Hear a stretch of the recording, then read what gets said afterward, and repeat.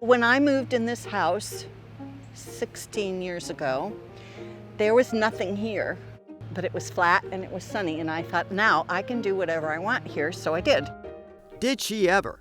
Mary Hammer grows many different vegetables, herbs, and flowers in her Creve Coeur backyard, but she has a particular fondness for lavender. This is where my lavender likes it best.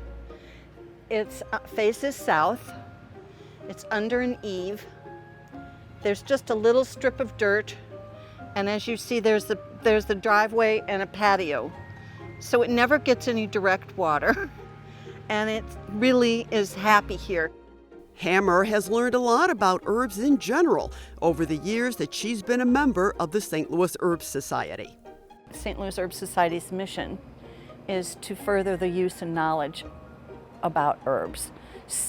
And we're celebrating our 80th year this year, by the way.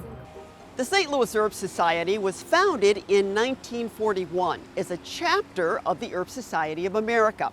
But in the mid-1950s, the chapter broke off from the national organization and became an independent not-for-profit. Its sponsor, the Missouri Botanical Garden. Andrew Wyatt is Mobot's Senior Vice President of Horticulture and Living Collections.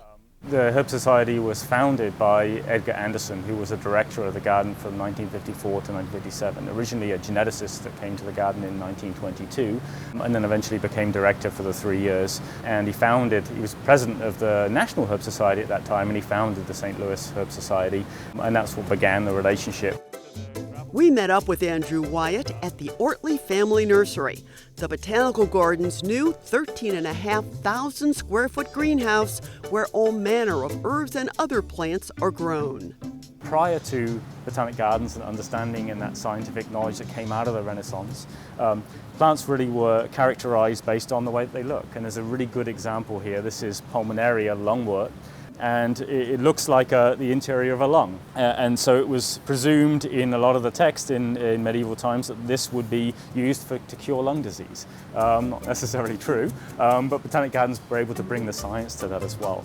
There are about somewhere between 50 and 80,000 plants that are used for medical purposes worldwide, and about 50,000 plants that we eat out of the 350,000 that we know. And I think that the history of the Herb Society and the history of botanic gardens plays in very, very well to that, to preservation and understanding of ethnobotany. The Herb Society maintains its own display garden behind Tower Grove House. Herb Garden President Joanne Vorey. In 2004, we renovated the entire garden and raised a lot of the money for it through our own members and some corporate matching gifts. And at that time, there was an in-ground sprinkler was put in, but it's always been designed in a Victorian, with a Victorian feel. Would you say that, Lucy Ann?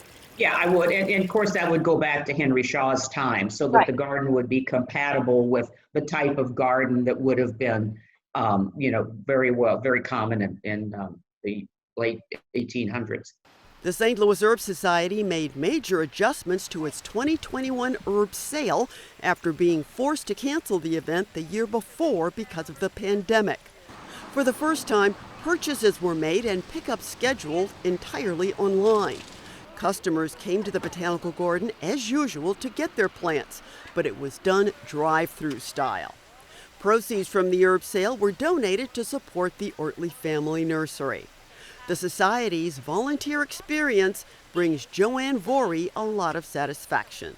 It's a wide variety of people with lots and lots of interests and lots of talent. People like Mary Hammer, who heads the Society's Speakers Bureau and who's always learning from lessons plants teach her. I worry about this placement a little bit because it's not raised, but so far so good. For Living St. Louis, I'm Ruth Ezel.